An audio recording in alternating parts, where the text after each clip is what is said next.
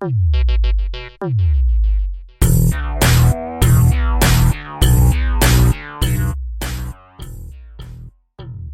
DePalma. In 1972, a dog brought something very strange to the back door of his owner's home. He had sniffed out an almost completely decomposed human forearm on a cliff top in Springfield, New Jersey, and dragged it back to its master, who realized with a great shock what it was. The man informed the police and, after a short search, they found the remains of the body to which the arm belonged. The remains were that of Jeannette DePalma, a teenager who had been missing for 6 weeks. Not only did they find her decomposed body, but there were strange objects on the ground where it lay. Rumors began to fly that the girl had been sacrificed by a local coven of witches. Others believed that Satanists murdered her for occult ritual purposes. The strangest thing about the murder, however, was the fact that no one wanted to speak about it when an article about the incident was in its planning stages. Even after 30 years, people who lived in the area refused to comment or give their opinions on what they believe happened.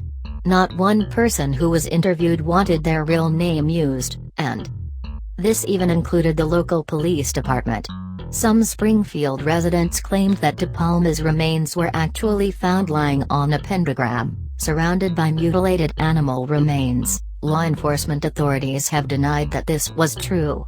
Further controversy was aroused when it was discovered that the body had been found on a cliff known to locals for several decades as the Devil's Teeth. Leads in the case did not come in the traditional manner.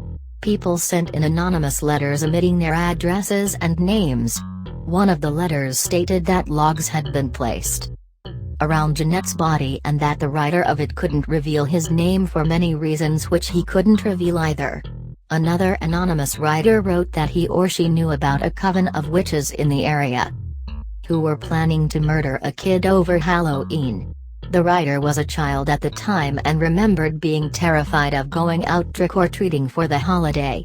Yet another letter stated that the writer's mom knew DePalma and that they were about the same age in 1972. This letter also mentioned animals being murdered and strung up in the trees after the murder took place. In all of the letters, witches or Satanism was mentioned. One of them reiterated that DePalma was a very religious girl who wouldn't get mixed up with satanic practices.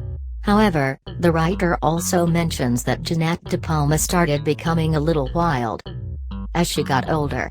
The murder of Jeannette DePalma was big news for around 2 weeks after her body was found, and then the absolute silence around it started and remained.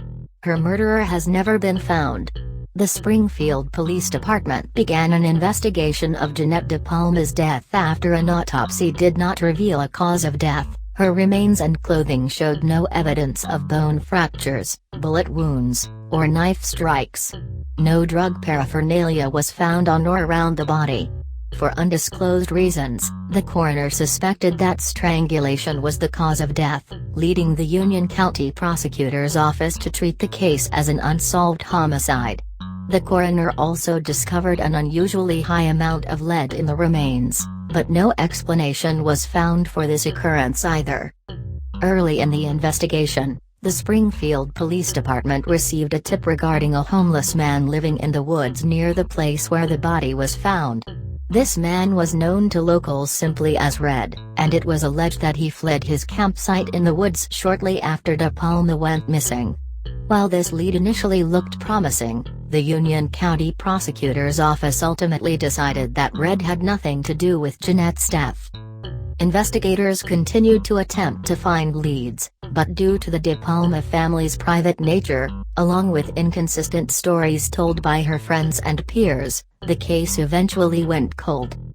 In the late 1990s and early 2000s, Weird NJ magazine began to report on the decades-old cold case after receiving several anonymous letters regarding Jeannette's death.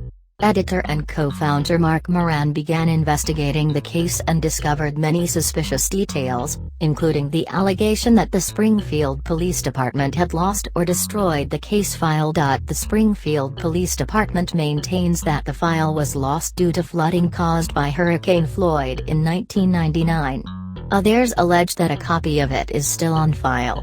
Moran eventually teamed up with Weird NJ correspondent Jesse P. Pollock to write the book Death on the Devil's Teeth: The Strange Murder That Shocked Suburban New Jersey.